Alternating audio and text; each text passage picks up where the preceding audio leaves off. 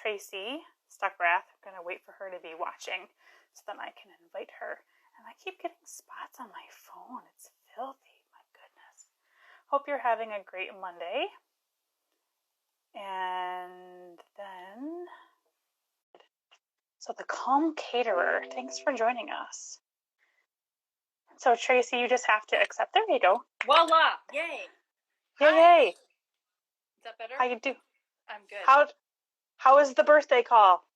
Oh, it's still going on. It's hysterical. He's like, no, you're not doing anything for me. And I did 30 minutes of family, and now all his high school and college friends are coming in. So yeah, it's fun. Thank you for being patient. It's all right. It's all right. I had somebody cancel, last Friday, and it's all right. Like, things just happen. And I'm just grateful that you're willing to spend time with us. Yes. So, and before I forget, because I really enjoyed your talk with Diana, right, last week. And I want you to touch base on that one story that I was like, whoa. So, I want you to kind of touch base about that later. Okay. I'll bring it up. So I think that's, and one of those, what would you do if that happened to you kind of the things people could kind of follow up with. So those who are just joining, tonight we're talking with Tracy Stuckrath. And Tracy, how about you explain what you do? You probably explain it better than I do. So yeah, I'm an event planner. I've been an event planner for 29 years. And, but I'm also, 10 years ago, I started my company Thrive to make the world healthier one event at a time. I had found out I had food allergies, and I was an event planner, and I couldn't eat at any of my events. And I wanted to make sure that other people like me, I was actually sitting in Lincoln Center, attending the Institute for Integrative Nutrition and listening to these yoga instructors and these doctors and 1,500 other people with me talking about food. And I'm like, oh my God, I got to start a business that educates my industry on how to feed me and everyone else in this room. And so I've been doing that for 10 years now. And so I train, I teach, consult meeting planners, hoteliers, conference centers on how to accommodate dietary needs, food allergies, celiac disease, vegan, halal, all of that. Right. And what are your food allergies, if you don't mind sharing? No, not at all. In 2003, I got diagnosed with an allergy to yeast, and which I walked out the door, and there's a candida. I can't say the full regular word, but so candida diet. So no yeast, which means no sugar, vinegar, dairy, peanuts, pistachios, pork, gluten, and because yeast feeds on sugar and mold. And so that promotes yeast growth. And so that's why I have to avoid all those others. So oh my God, that was 17 years ago. And I do eat dairy on occasion now. Doesn't really bother me. And, but I avoid gluten altogether.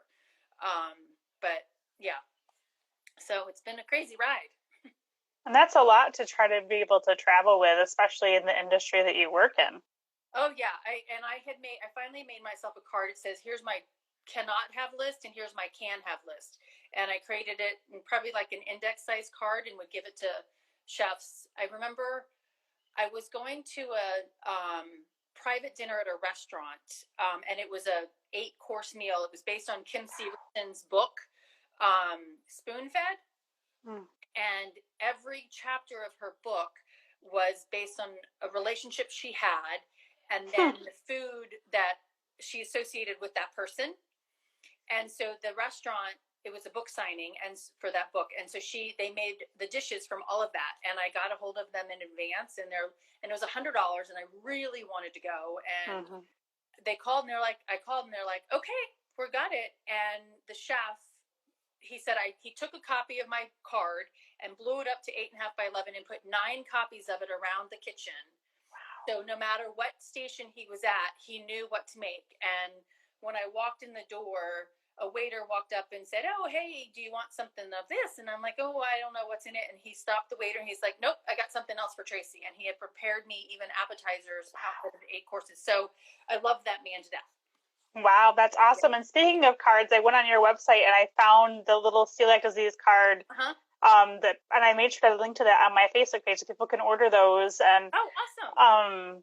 Like I'm assuming you could theoretically have that work for a restaurant, even if you're not at a conference, right? Right. I mean, and it comes in packs of 50. So you can, I mean, I know that Kyle Dine has one that you can print off individually on your own. But yeah, these are packs of 50. And I made them really big. I mean, the wording and the letters are big because that's what waiters need to find and see. Some of it's fine print, but I think you could use it as an everyday person outside of an event. Definitely. They're very creative. I like them. And I like that they're green because green is the color for celiac disease awareness. I'm like, good job.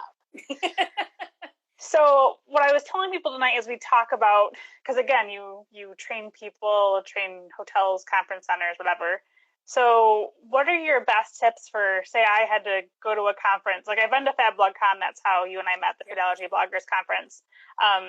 But for everyday people, like once this pandemic is over and conferences start back up again and people are traveling for work, what tips do you give to us as consumers for preparing ourselves to go to a conference, and what types of things should we be talking to conference centers about? So first and foremost is that you need to own your dietary need. Do not be shy about it. Don't be vigilant. I mean, you need to be vigilant to make sure that you're safe, but don't be mean about it, because and this comes from when I first started speaking. Somebody said, you are so passionate about it, you come off as defensive. So I caution you to be defensive, but I do want you to own it, and I do want you to educate for those people who don't get it. And an article I wrote years ago for a magazine, I'm like, yeah, make sure you tell people. And the woman's like, well, all of our readers would tell people. And you would not believe how many people with dietary restrictions, celiac disease, food allergies, do not communicate their need in advance. And they just sit down and like, oh, by the way, I need a gluten-free or I need a vegan. The chefs are dropping F-bombs in the back of the house. So first of all, own it. And second of all, when you're registering, and make sure that you do communicate. Hopefully the meeting planner has said, hey, do you have any dietary restrictions? I'm doing my best to educate them all. But if they're not, find the contact information on that conference website and email them and say, who do I talk to about this? Because you need to make sure that they get it done in advance. And then, and if you really say, can I talk to the chef? But like Diane said on Friday, she and I are both meeting planners, so we know who to call, but I would call the property. And especially if you don't get a good response from the meeting planner, I would call the property and I would say, I'm attending this event. Can I talk to the convention services or catering services manager for that event, and or the chef for that event? And when you're talking conferences, there's, and if it's a big hotel, there's an executive chef, and then there's a executive banquet chef. So you always want to talk to the banquet chef, because that's the one that's going to be over who's making the food for that event. But definitely talk to them. And then also when you go into a food function, you're going to find the banquet captain, and that is a person in a suit that's running around. The waiters are talking to them. So it's definitely trying to communicate your needs in advance. And if you haven't gotten good response before you go, call the hotel or venue. And then when you arrive, when you check in, you're saying, hey, I'm attending this event. I need to talk to somebody in the catering department. And then who can I talk to? And get it from the time you walk in the door, so that you two can put faces to each other, so you know who you are. I think about that when I've helped with the gluten-free camp, like before camp starts, like, and it's a YMCA camp. So, and it was in their form saying, do you have any? And I took it upon myself to look through registration and say, okay, who has additional, and contact each one of those parents. So they knew, and then make sure, and then I created a spreadsheet, not only with the kid's name, but the parent's name and the parent's phone number in case something happened, because I'm the adult for all the kids at that point. Right. So, and having a way to follow up in case something happens. easily accessible on my phone in an instant. Yep. So, but yep, made sure, and a lot of them were like impressed that to the details that I went to, but I'm like, your kid is, I mean, it's your kid and you're trusting me with their life and their health, so, and obviously, as going to conferences as an adult, we're responsible, but, still, yeah, making sure we communicate ahead of time what their needs are.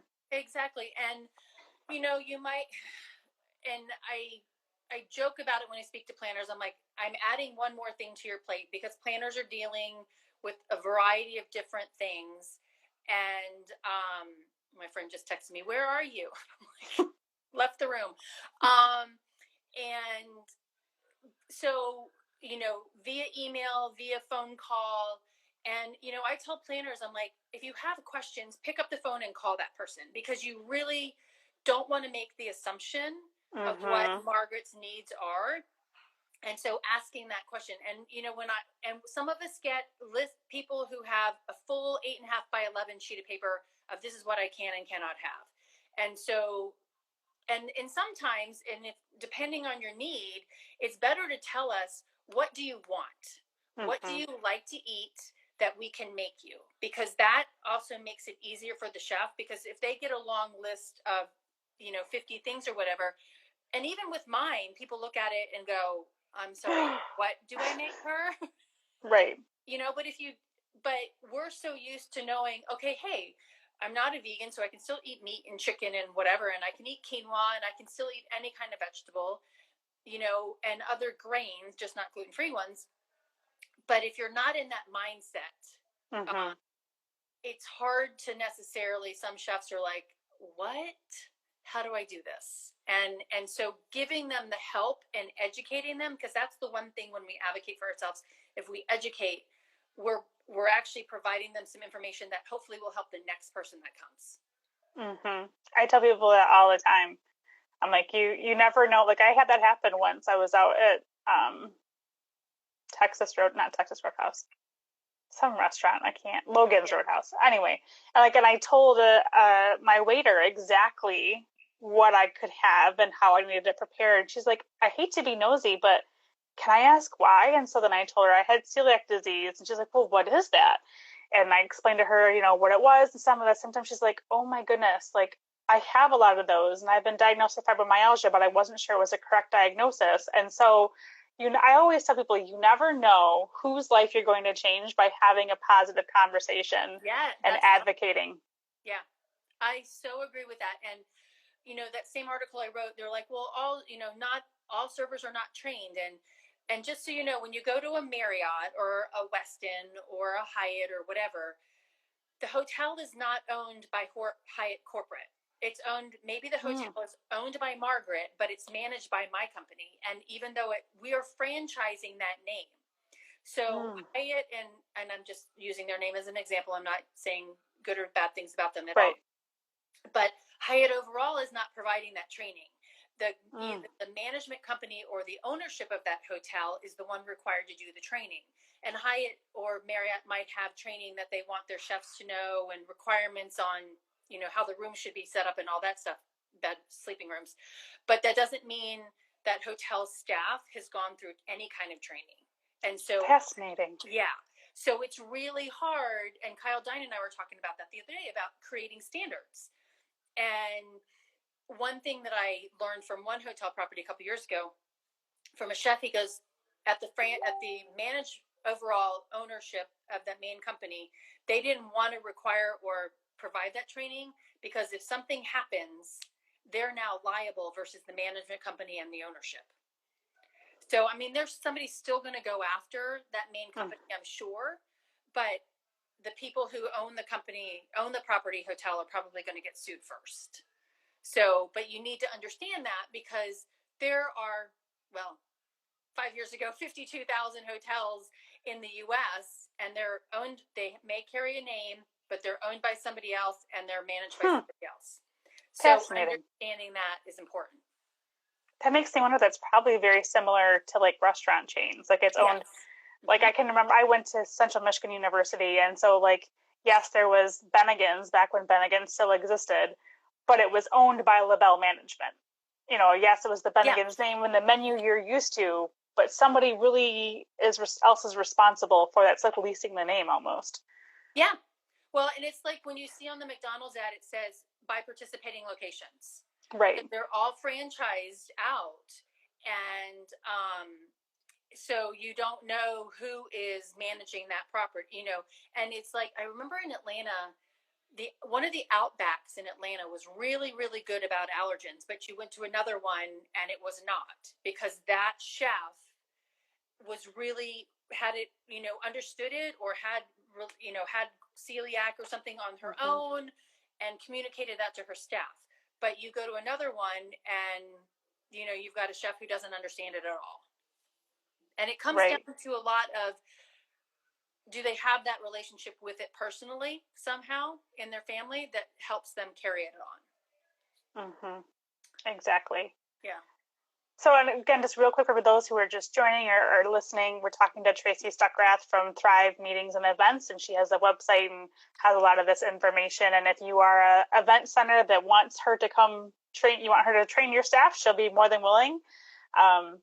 So let's talk about, again, thinking of the story you told Diana. So what do we do when it goes wrong? Well, and you are the one, you tell them ahead of time, and then it just doesn't go well. So what do you do then? You're talking about the CSM who told me. The whole thing about the Wi-Fi, and then they singled you out, and then So you want me to tell it again? Yeah, go ahead. Yeah. It's crazy. Yeah. So I was attending this event with like 500 people, and I'm the attendee, not the planner, and communicated my needs in advance. And as I would do, I found the banquet manager and I said, hey, I've got these food allergies and I need some food to come, to eat while I'm here. And food comes with the registration fee. So I was like, you need to feed me. And that's where I get defensive about it. You need to feed me. And so she's like, okay, well, you can eat something off the buffet. I'm like, nothing was labeled. I'm like, I really am not comfortable eating off of this because I just don't know what it is. So next day, I think it was, we were in the general session and the conference organizer had not paid for Wi-Fi for the group. And just so you know, I don't know how much it was way back then, but when I did an event in the Venetian, I probably should not drop names, but at a hotel last year, for 4 days for 2,000 people, that hotel wanted to charge me $72,000 for Wi-Fi. So that's why sometimes hotel meeting planners don't pay for Wi-Fi for the group, because it's stupid. Astronomical, right. And it's highway robbery.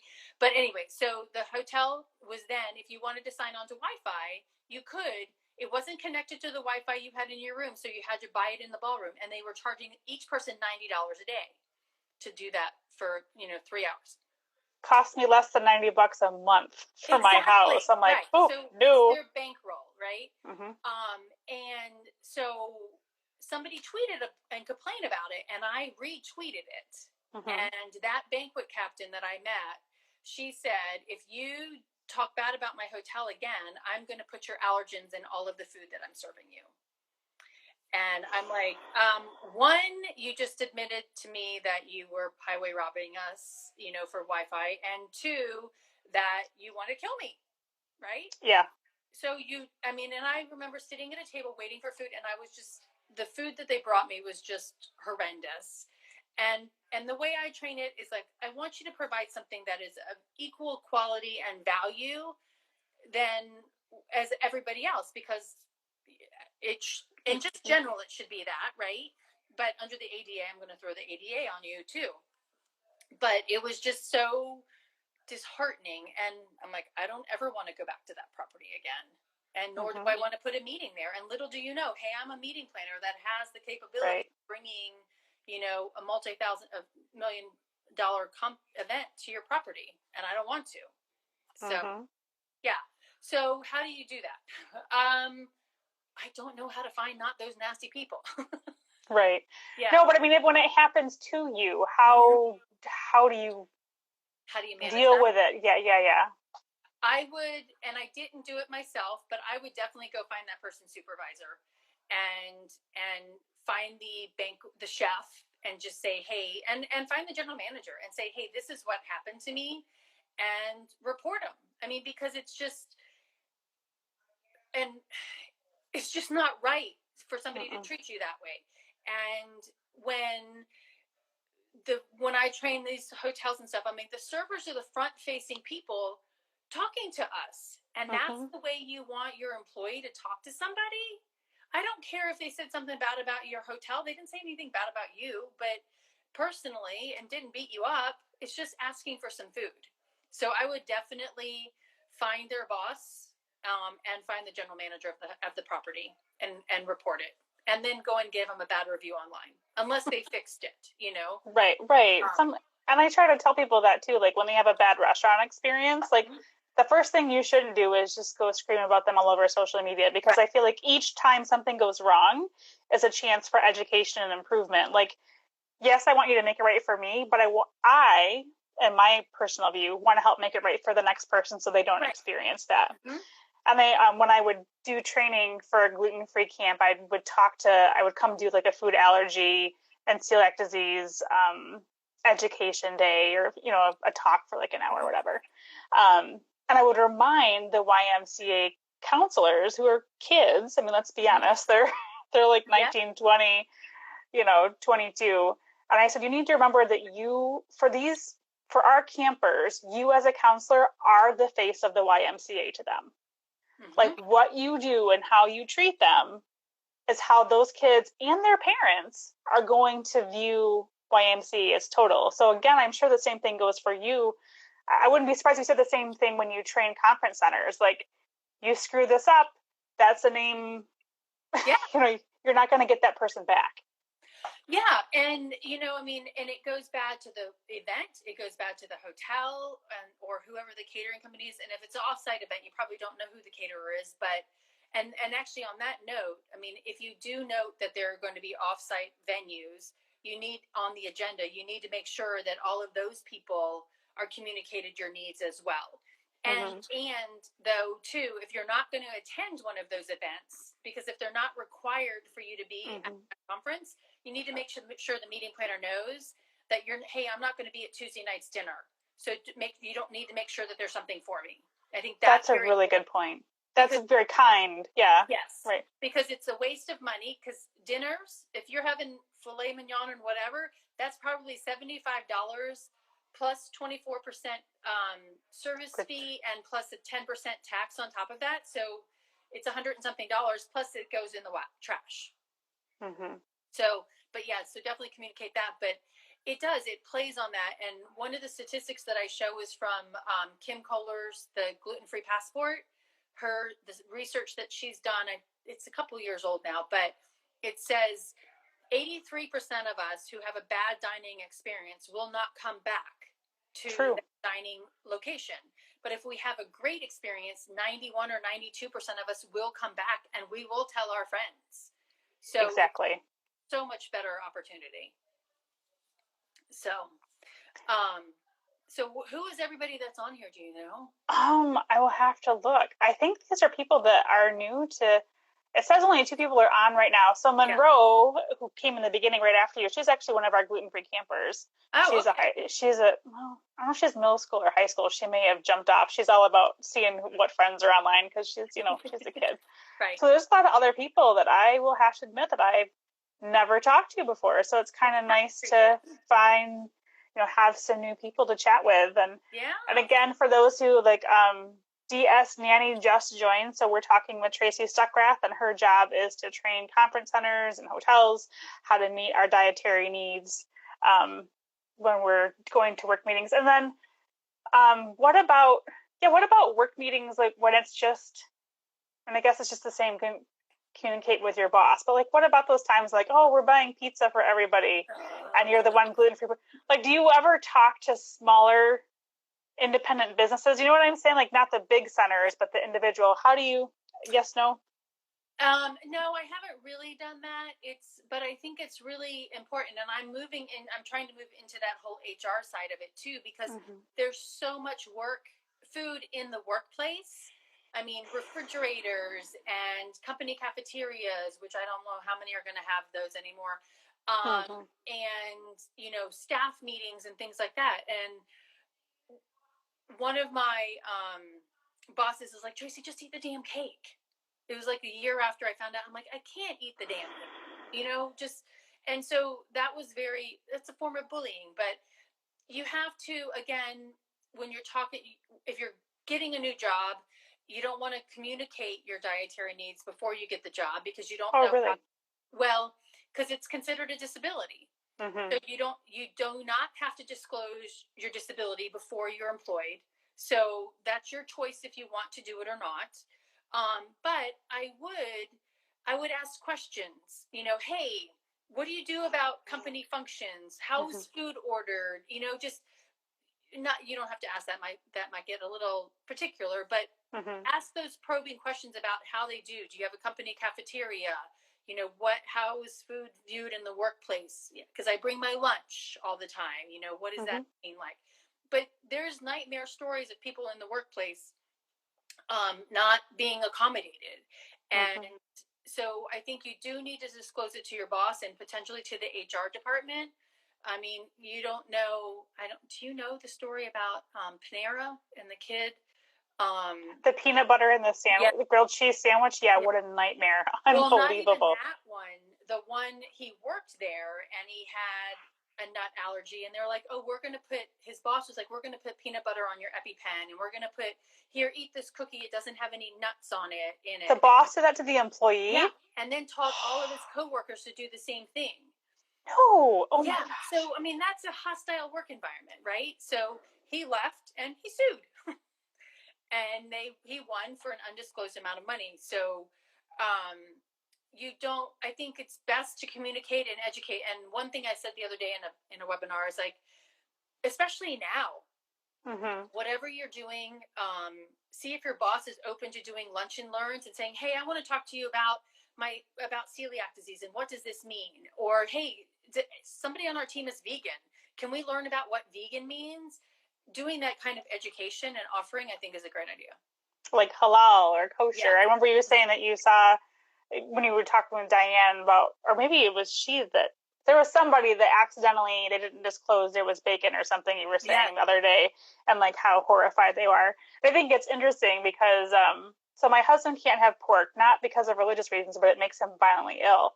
And like he'll talk about, and he's a teacher, and they'll be like, oh, we brought pizza in for the teachers, and it has 3 options: sausage, bacon, or pepperoni. It's like, they've gotten a lot better. There's like a cheese or vegetarian option. But like, it's funny because just this week he won a gift card, because it was Teacher Appreciation Week last week, and it was a gift card to a pizza place, which is fine. It's a gift for him, right? But it's like, okay, you can, and we don't usually have gluten in the house. He's great about that. But I'm like, well, I wish companies wouldn't, reward people with possible gift cards they may not be able to use. Stick with the grocery store or the gas station or something like that. Well, that's a really good point, because people do buy those gift cards, and as a meeting planner, you go into a room and you're on a fam trip or you're on a site visit to look at this property, and they deliver wine and cheese and crackers and fruit to your room to say thank you for being here. I'm here for one night. I'm not going to drink a whole bottle of wine, nor do I drink wine. I can't have the crackers. I can't have the cheese 99% of the time. And so I appreciate the thought, but that is just now going to waste. Right. So if you had done a couple of questions to say, hey, do you have any dietary restrictions? We'd like to give you a gift. Yeah. Which of these things would you like to choose from? Right. Yeah. Yeah. It would make such a better relationship. And my friend David from high school, he and I went to lunch one day, and he's like, so what are you doing now? And I told him, and he'd never thought about it. He does lunch and learns.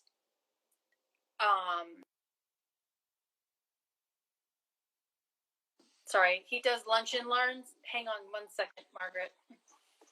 Yep, you're like frozen or something.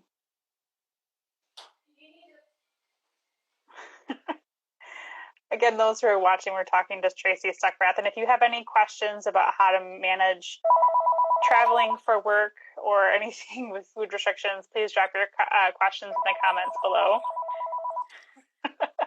Okay. my brother's on a Zoom call with all of his friends, and my parents walked off and they left it so it was not on mute, and so everybody's hearing Jeopardy play, and so everybody's calling to say, "Can you put it on mute so we can continue the party without without mom and dad?" So okay, where was I? I forget. Yeah, I'm sorry. That's okay. That's okay. Well, we were talking about like sending them the wine and cheese and stuff to your room, and if they would ask questions at a time, then it goes to waste. That's the last thing we were talking about. Yeah, I mean, just asking some, before you send a gift to somebody, ask them, especially in like alcohol. There's a new company that I just found out about called Beverage Management, and they're based out of Alabama, but what they send drink kits to people, like you can do a Moscow Mule or Memorial Mule. They've got all these different drink kits, and what's cool about it, because you can't send alcohol across state lines, is that they give you everything that you need. Like I just sent a friend, I think I sent her a mule or a mojito, right? So they send you the mix and everything that you need, not necessarily the equipment part. But if you want to add alcohol to it, you can. If not, just make it the way you are. And so it's, even though you're potentially pushing alcohol on them, you're not, because you're sending them a mocktail recipe. So, that's a different way to look at it, but you also have to pay attention, because you don't want to serve people alcohol who don't drink or are alcoholics. Or yeah. We have a good friend that's a recovering alcoholic, and that's the last thing I'd want someone to send her is a bottle of wine or something, because you don't know. I mean, if you're giving a gift, oh, thank you for watching my dog or whatever, here's wine. I mean, hopefully you know them well enough to watch their dog that they don't drink, but you never know, right? So, but yeah, it's touchy and it's hard, and so we have to, when you're going to conferences and stuff, you have to realize, like I think I mentioned it in the one the other day, I did an event we were serving 7,000 people for all of the different meals, and we had 683 people with dietary requests. So you may be the one person, but you may be one of 683 people. So you have to be proactive, and you have to be kind and educational about it. And don't be ashamed and think you're the only one, because you're probably not. Right. Yeah, and you can friend somebody, I mean, I think all of us with dietary restrictions don't mind talking about it and all of the ailments that come with it. But exactly. Yeah, and just make yourself known. I think it's really important, and just own it in a positive way. So, yeah. I like what you said at the beginning. Like, I think I'm probably defensive as well sometimes. I think we need to remember, because we get because I remember as you were Diana, I think it was Diana saying, we're not snowflakes. We just need to be able to talk to the chef. But if we continue to exhibit behavior, we're going to get, we're seen as difficult, because sometimes some of them are, like we just need to remember to be compassionate and nice and positive. Yeah. I mean, because they have planners and chefs, because you also don't know, if you're attending an event at a convention center, there's probably 10 other events going on at the same time in the convention center. So they're managing multiple menus and multiple events at one time. So, and they've got great systems in the back, but you have to make sure that you hit them at the right time. So they may be having a bad day, which we all do, but I think just being positive and educational, because we have a lot of work to do, and it's to make sure that people understand it. And I think they said it the other day, we don't go to Walmart and buy it, so we personally don't go to Walmart and buy it. We can't go to Walmart and return it, but that chef is not going to go to Walmart and just try to figure out, oh, what is everybody in the world like, right? Oh, this shirt, that. So they don't know everything about all of it. Like actually 2 years ago, my niece and I were going on a road trip, and she was gluten-free at the time, and because she was an athlete and it was bothering her stomach and stuff like that, but she bought us Twizzlers. I'm like, Elle, that like the first or second ingredient is wheat, and she's like, what? So gave them to a friend of hers, and we got other treats, and but reading those labels and things like that, because it's hard to read labels sometimes, and they change. Yes.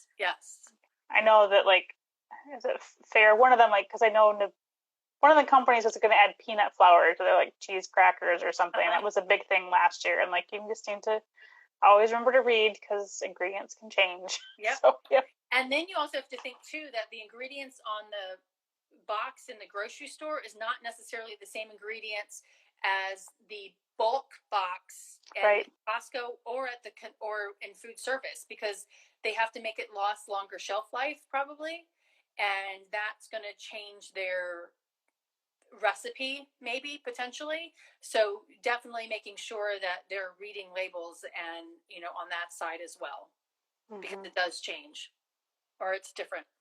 So that was the thing that drove me nuts at camp, is like I'd have a kid with a soy allergy and it would be like French fries and it's like made with one of these 5 oils. I'm like, seriously, kids, right? Like, and so I have to go get specialty French fries for that kid in the chance that it's actually cooked in soy oil and not canola oil in that batch or whatever. And I'm like, just pick one and stick with it, please. Well, yeah, and if you look at the vegetable oil jar at the grocery store now, it actually says contains soy or is made with soy. And then the other one that was surprising to me was apple cider vinegar. When you buy the bigger jar of apple cider vinegar, not like the 32-ounce one, but the bigger jug, that actually says it contains wheat in it. So, because my friend figured that out because she does a lot of canning, and she's like, Tracy, just so you know, when you buy the small one, it's fine, but or the apple cider, maybe, not apple cider vinegar, but apple cider. Something, I think it was like that, yeah. Now I'm going to have to go check my apple cider, because I buy the big jug of apple cider vinegar because I use it so much. I'm going to have to go check my cupboard now. Oh my. Yeah, it was really surprising to me. I had never thought of that, but it's a stabler, as a stabilizer, I should say, for some odd reason. So who knows? And interesting. Yeah.